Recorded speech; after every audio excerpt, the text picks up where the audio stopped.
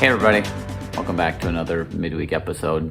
So I was talking recently with someone who's single, and you could just see that he didn't really want to be in this stage in his life. He was struggling with it. He wanted to be in that committed, eventually married relationship. And there's something good and beautiful in what God gives to people and the gift of marriage. And for those of you who are married, you know that, you sense that. But there's so many people that I interact with who aren't in that place. They're single, and maybe you are one of them, or maybe you know some of them.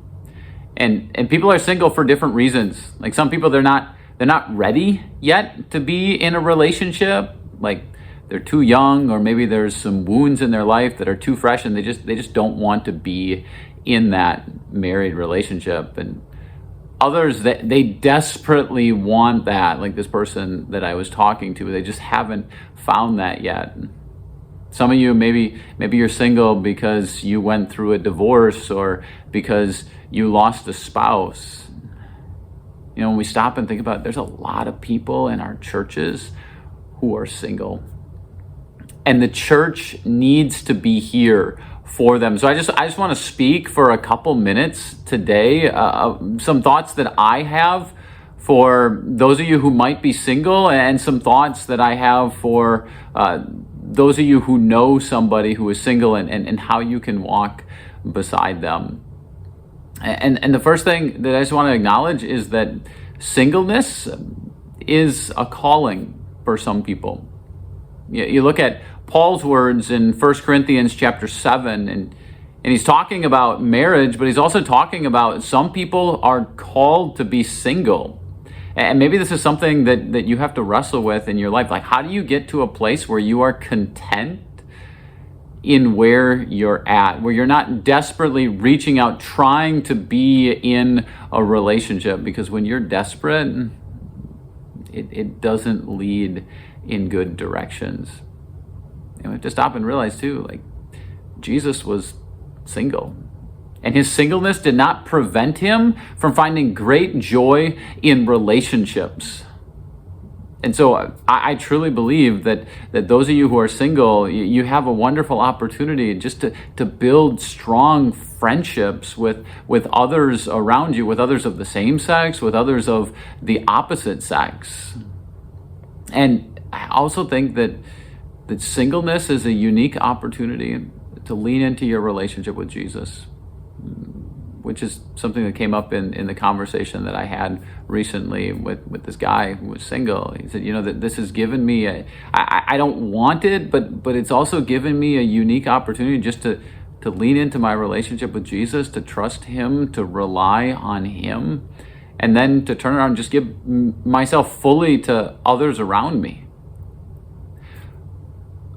Then a word to you who maybe know somebody who is single. And the first is just be sensitive. Be sensitive in the language that you use. As you're talking about your spouse, as you're talking about your family, know that even just bringing up that language can be a trigger for them. It's something that maybe they desire, but they don't have.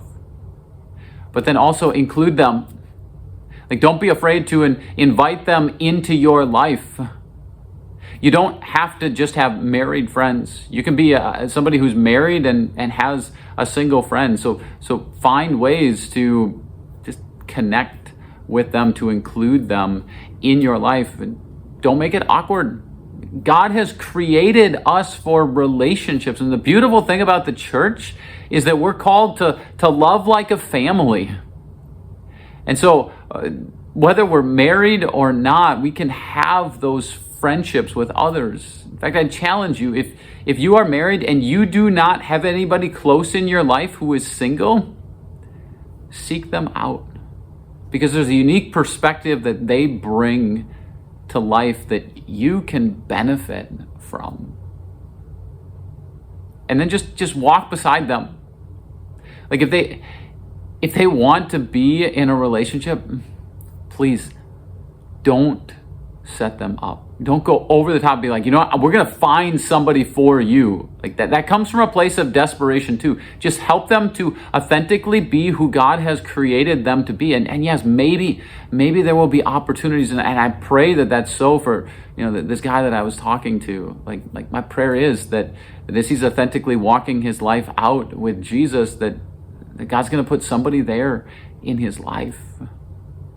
And if it happens, that's part of God's plan. If it doesn't, then he's still authentically walking his life out with Jesus, and God is going to surround him with a great support system. I say all of this with a level of humility because I know. I'm married, I have a family, I'm incredibly grateful for them, I've been blessed by them, but I've also had the opportunity to walk beside a number of people who are single. And I pray that God gives you some of those same opportunities as well. This is who we are. We are the church that's called to love like family, whether we have that family or not. So thanks for joining me today. I'll see you again next time.